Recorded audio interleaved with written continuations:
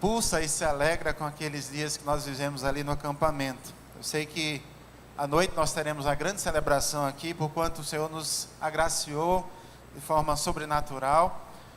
E estamos sempre diante de um desafio, que é o mês que começa. A temática do mês de março é mulher. E eu queria então convidá-los a abrir um texto, convidá-las a abrir um texto. Está em João 10. Jesus fala, ele se apresenta como o pastor, como o bom pastor. E há uma visão que Jesus trabalha na vida dos discípulos que é extraordinária. Jesus tem ovelhas e de fato ele declara ser pastor daquelas que obedeceram o seu chamado. E desde o início então começaram a caminhar com ele. Mas algo impressionante em Jesus é essa palavra que ele então fala, versículo 16, João 10, versículo 16, quando Jesus, ele fala aos discípulos que ele tem outras ovelhas. Ele diz assim: tenho outras ovelhas que não são deste aprisco. É necessário que eu as conduza também. Vamos orar. Pai, obrigado, Senhor. Obrigado por esse momento maravilhoso, Pai, que o Senhor nos ensina mais uma vez. E não podemos, Pai, ficar ensimesmados, ficar acomodados, Pai, com aquilo que já alcançamos e achar, Pai, que talvez a igreja já está grande demais, já não há mais espaço, já não há mais o que fazer. Ó Deus, obrigado, Pai, pelo Teu ensino. Obrigado, Pai, por Tua palavra aqui. O Senhor diz a ovelhas que não são deste aprisco, e é necessário que eu as conduza também. Obrigado, Pai, por o Senhor ter despertado, ó Deus, essa visão missionária na vida dos seus discípulos, Pai, eles passarem essa visão para a igreja e entender, Pai, que foi dessa forma, Pai, que o Evangelho chegou até nós. Continua, Pai, nos agraciando, que Teu Espírito possa continuar nos conduzindo também. Te oramos em nome de Jesus. Amém. Impressionante essa visão de Jesus. E lá no acampamento, na chegada, a gente sempre tem aquele momento que é muito impactante, que quando começa a chegar um volume muito grande de pessoas e parece uma combinação de chegada, né? E de repente chegam várias pessoas ao mesmo tempo. E eu estava ali, em algum momento observando, e eu dizia a uma irmã muito achegada, que tem um carinho muito grande por ela, quando ela começou a ver aquele povão chegando, aquela massa chegando, disse: olha, é culpa do pastor Joel.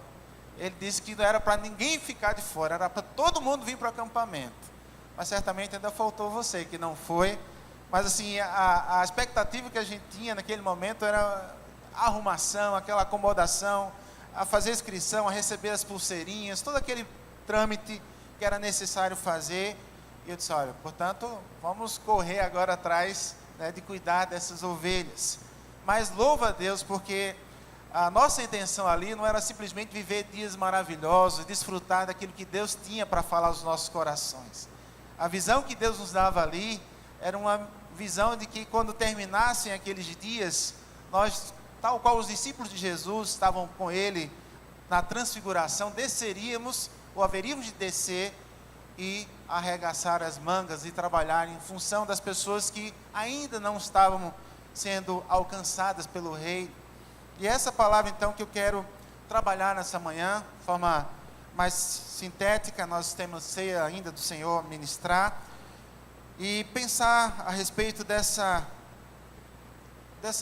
proposta de Jesus, quando diz: a outras ovelhas que não são deste aprisco. A gente entende que Jesus, portanto, consegue ver naqueles que já o seguem, ovelhas. De fato, eles são ovelhas, ainda que não sejam perfeitas, ainda bem preparadas, porque lá adiante, principalmente nos momentos finais da vida terrena de Jesus, aquelas ovelhas são extremamente ainda atrapalhadas, dizem coisas que não cumprem, estão amedrontadas. Na realidade, Jesus teve muita paciência a lidar com pessoas. E esse é o convite que nós temos. Trabalhar com pessoas não é fácil. Trabalhar com ovelhas não é fácil. Eu não digo isso na condição de pastores, digo isso na condição de cuidar de gente. E eu sei que nossa igreja tem essa aptidão, esse chamado. Pessoas que, de fato, investem seu tempo, investem algum tempo, algum dia da semana para cuidar de gente. Isso a gente chama de discipulado. A gente está saindo do mês onde demos ênfase em fevereiro a discipulado, a comunhão, a relacionamento. Mas, sem dúvida, essas coisas perduram por todo o ano. Nós nos descartamos uma ênfase por ter passado apenas o mês de fevereiro. Entendemos que agora sim é hora de arregaçar as mangas, a coisa agora começa, a gente nova chegando, e é preciso cuidar de cada uma delas, a fim de prepará-las para apresentá-la ao noivo. Isso nós podemos chamar de compaixão. Jesus olha para aqueles que são deles. De fato, Jesus desfruta já de comunhão com eles, mas Jesus tem um olhar para fora, um olhar que contempla aqueles que ainda estão perdidos, sem salvação, sem Jesus. O ser humano está perdido, completamente perdido. E aí Jesus fala então que é preciso contemplar esses que estão fora do aprisco. Há outras ovelhas que estão fora, há outros que estão fora. E aí essa chamada de Jesus, quando diz que a ovelha, portanto, é um animal fêmea. Eu não sei, muitos de nós não têm habilidade, vivemos numa cidade, talvez alguns aqui nem conheçam a ovelha ainda, mas o fato é que a ovelha é um bicho fêmea, não é macho. E Jesus então, quando fala do rebanho dele, quando fala de seguidores dele, ele fala ovelha. Isso quebra um paradigma. Eu imagino que para um judeu não foi muito confortável ser chamado de ovelha, ele preferia ser chamado de carneiro. Talvez fosse um termo mais apropriado para quem era judeu. Ora, eu sou homem, eu sou macho, o macho é carneiro, não ovelha. Mas dada a fragilidade daquela condição de ovelha, Jesus certamente acertou em chamar cada um de nós de ovelhas. Somos frágeis, somos dependentes do pastor e precisamos dele. E haveremos então de encontrar significado em nossas vidas, exatamente cuidando de gente, cuidando de pessoas. Como disse, nós estamos na ceia, de celebrar a ceia do Senhor, é sempre um momento de pensar a ceia como ordenança. A ceia, de fato, Jesus deixou duas ordenanças, é o que todos nós aprendemos, a ceia e o batismo. Mas a ceia não é apenas uma ordenança, não é apenas desfrutar da comunhão com o Senhor. A ceia tem um perfil de proclamação. A ceia proclama que Jesus veio ao mundo. E é maravilhoso a gente ler João 3,17, quando o próprio Jesus, o texto 3,16 é muito conhecido, quando Jesus diz: porque Deus amou o mundo de tal maneira que deu seu Filho unigênito, para que todo aquele que nele crê não pereça, mas tenha a vida eterna. Eu quero convidá-lo a você abrir sua Bíblia então em 3,17. João 3,17 é o texto que nós vamos também nos basear. A gente está trabalhando a perspectiva de João, né? João 10 e agora João 3,17. Quando Jesus, a respeito do amor, da graça que ele tem pelas pessoas, ele não somente agora diz porque Deus amou o mundo, ou Deus tanto amou o mundo, mas diz agora, versículo 17, pois Deus enviou o seu Filho ao mundo, não para condenar o mundo, mas para que este fosse salvo por meio dele. Então, muito clara a proposta de Jesus para o mundo é trazer salvação. O mundo está perdido, o mundo está completamente equivocado nas suas escolhas, nos seus caminhos, e portanto precisa dessa intervenção maravilhosa de Jesus, que vem trazendo o Evangelho. As boas novas do reino são apresentadas através dele. Mas louvado seja Deus, porque essa atitude de Jesus, ela permanece na vida da igreja. A igreja vai como que passando essa mensagem adiante. Essa mensagem é transmitida a outras pessoas que sequer conheceram Jesus, conviveram com Jesus ou puderam ouvi-lo. O fato é que esses homens, eles transmitem essa mensagem, levam essa mensagem adiante. O Evangelho não perde o foco, ele é o poder de Deus para a salvação de todo aquele que crê. E nós, nesse acampamento, certamente desfrutávamos ali dessa comunhão maravilhosa, do ser igreja, e fazer parte da igreja, o projeto de Deus maravilhoso, desfrutar dessa comunhão bendita. Mas como disse, nós estávamos ali também pensando naqueles que estavam fora. Louva a Deus porque na vigília que tivemos ali no sábado, nós pudemos interceder então por aqueles que estavam perdidos. E havia muita, posso dizer, aflição do ponto de vista humano, angústia por aqueles que estavam padecendo durante esse período que é tão infrutífero e que pela mídia é apresentado como uma grande máquina de fazer dinheiro. Mas que vale dinheiro se as vidas são tragadas? Que vale dinheiro? Que vale economia se vidas são tragadas? A gente teve um momento de interceder, de orar, de colocar diante do Senhor a vida de pessoas que a gente sabia que corria risco iminente de serem então tragadas. Nós entendemos que Jesus, portanto, ele pensa nas ovelhas que não são deste aprisco. E essa é uma concepção como igreja que nós precisamos ter a cada dia. Os grupos pequenos estão sendo estruturados, estão sendo preparados para alcançar a cidade. E nós louvamos porque, como igreja, nós acreditamos ter vivenciado, ou já vivenciar essa parte, eu chamo parte A, ou primeira parte da visão, comunidade terapêutica e acolhedora. Mas uma parte B, uma parte posterior da visão, que diz que nós somos uma comunidade comprometida com a palavra de Deus, onde cada membro se reproduz na pessoa de Cristo, com o propósito de alcançar o mundo para Ele. O nosso coração precisa sentir a dor da cidade, precisa sentir essa agonia da cidade. 3 dias, 4 dias, e depois, a pergunta é sempre essa: o que fazer com aquela efervescência de falsa alegria, de prazeres tão efêmeros, passageiros? O que fazer com tudo isso? O que dizer à sociedade após 4 dias de êxtase? E depois, o que fica? Além das contas, além dos problemas, além agora dos problemas que foram criados durante esse período, e aqui apontava-se antes do acampamento que problemas muito comuns nesse período de carnaval são gravidez indesejadas, doenças que não têm cura, e por aí adiante, além de falar naturalmente das mortes que são ocasionadas nesse período.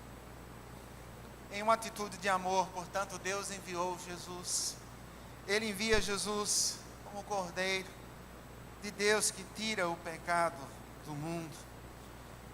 Há um livro do Kleinebel. Kleinebel é um autor estrangeiro, e o nome do livro é Aconselhamento Pastoral, em que ele traz uma ilustração, e essa ilustração é muito, muito presente em nossas vidas. A ilustração que ele então apresenta nesse livro é de um posto salva-vidas. Muita gente que naufraga, e de fato é um texto que ilustra uma verdade, ou seja, não é uma invenção, é uma realidade. O Kleinebel diz que, então, naquele trecho de Mar do Caribe, há muitos naufrágios, há muita gente que morre ali, e portanto, as pessoas que sobreviviam, de fato, a igreja, nós somos sobreviventes, nós somos vencedores, nós somos aqueles que foram resgatados de uma situação de morte. E Kleinebel diz que então, diante dessa postura, diante desse momento de vencer, de sair de uma situação de morte e agora viver, a gente entende que nós precisamos ter um coração agradecidos. Volto a falar que Kleinebel ilustra da seguinte forma: naquele trecho do Mar do Caribe, nós temos muitos naufrágios. E ele então diz que os primeiros sobreviventes dos naufrágios, eles começaram a se inquietar porque, ao serem resgatados, eles começavam a continuar observando que muita gente morria, e muita gente morria. É evidente que alguns conseguiam ser resgatados. E eles se mobilizam, esse grupo de sobreviventes se mobiliza e alguém dá a ideia, diz, vamos fazer um posto salva-vida. Vamos estar aqui, mas não para nos dispersar, mas vamos estar aqui olhando para o mar.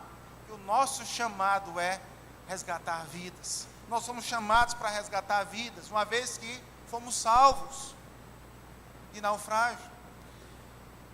E aí o texto diz que com o tempo, aquele amor, aquela vontade de salvar vidas, começa a se perder, porque naquele lugar onde então há um posto salva-vida, começa a se equipar de tantas coisas, tantos entretenimentos, que as pessoas então começam a se dispersar. Não agora estão mais olhando para o mar, a não ser alguns que continuam firmes na visão, mas outros que perderam. Alguns estão agora entretidos e aí estão dispersos, completamente dispersos. E aí o que acontece? Continua agora a morrer mais gente. Naufrágios continuam a acontecer. De tal forma que aquele grupo fiel, aquele grupo que diz, não, nós estamos aqui com um propósito, estamos aqui porque precisamos salvar vidas. Esse grupo não se deixa contaminar por aquela massa que vai avolumando o posto salva-vidas, mas posto salva-vidas não tem mais nada, a não ser aqueles que permanecem, como disse, fiéis ao chamado. Eu estava lembrando de Kleinberg, porque acredito que como igreja, o pastor Joel tem nos ensinado, tem repetido aqui várias vezes, a igreja é a esperança do mundo, é a única esperança para o mundo. E durante um período desse que nós vivemos há pouco, quantos naufrágios aconteceram? Quantas vidas foram, de fato, sugadas pelas águas e hoje não podem mais contar uma história?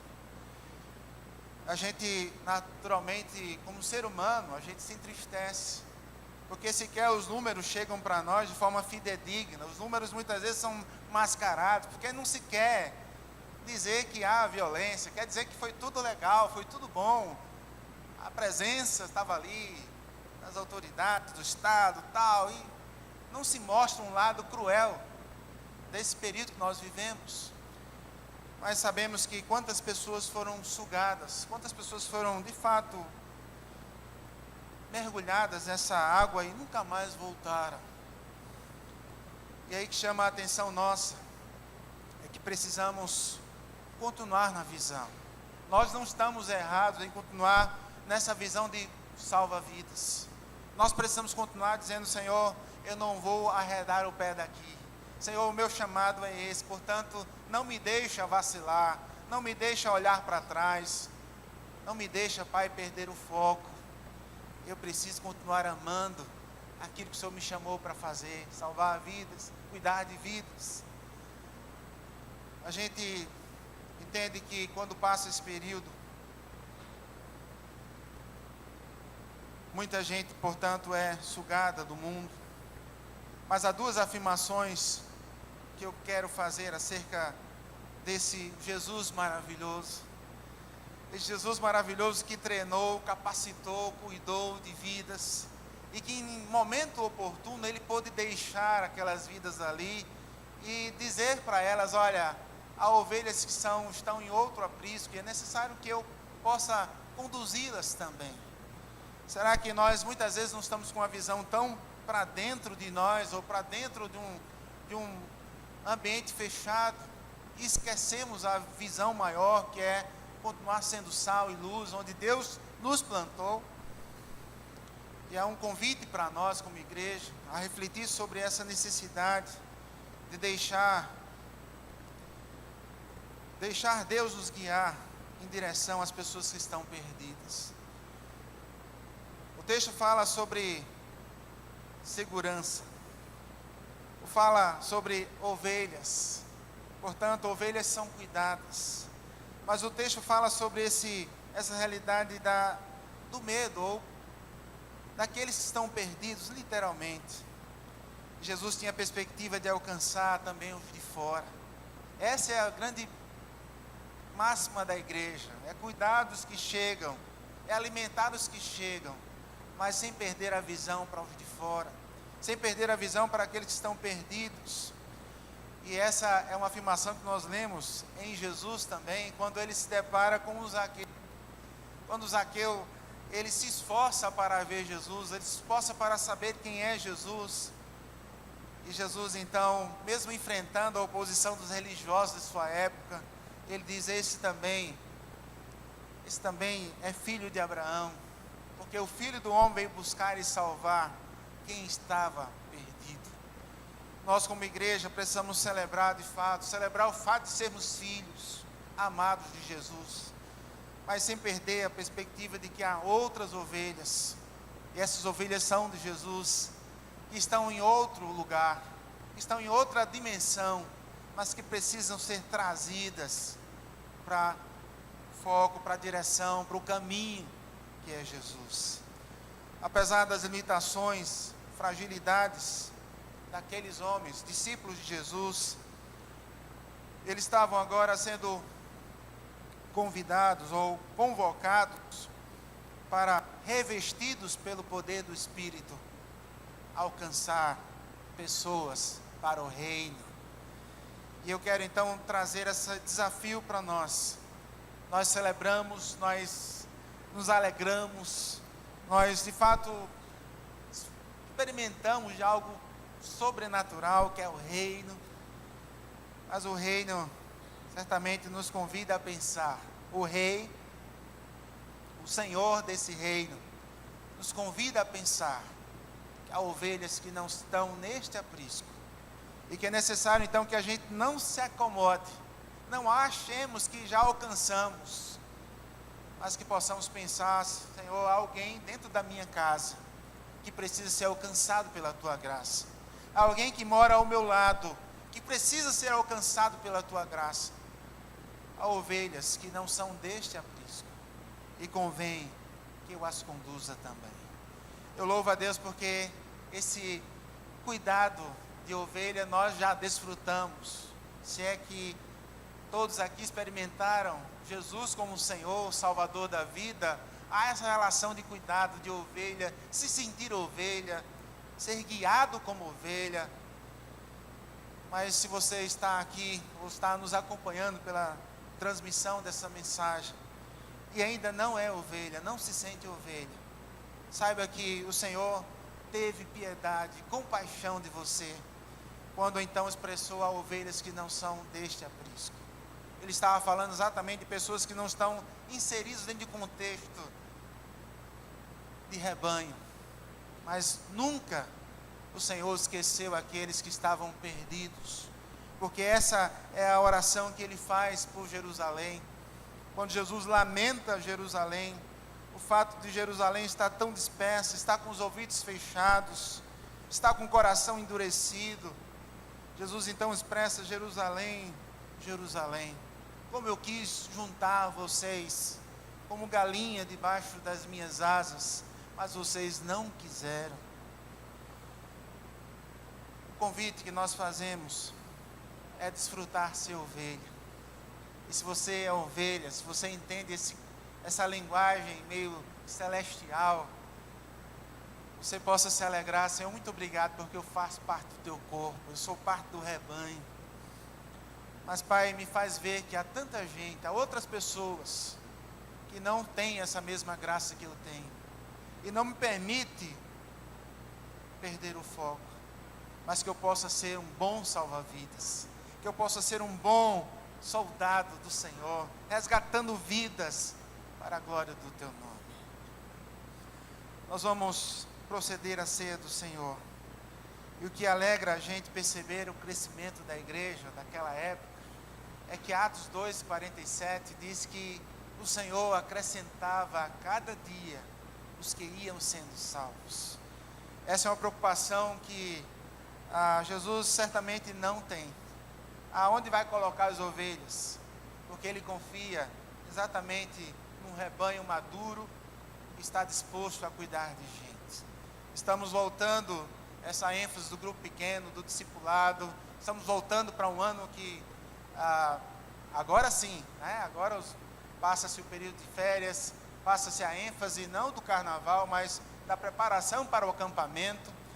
E aí nós agora vamos, mais uma vez, reagrupar os grupos, formar os grupos, e há tantas ovelhas que não são desse aprisco.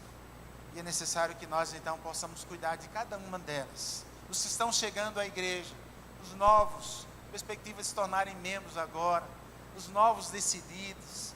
É esse clamor que nós queremos também lançar à igreja nesse momento. Cuidar de gente, investir tempo, investir nossa energia no cuidado das pessoas.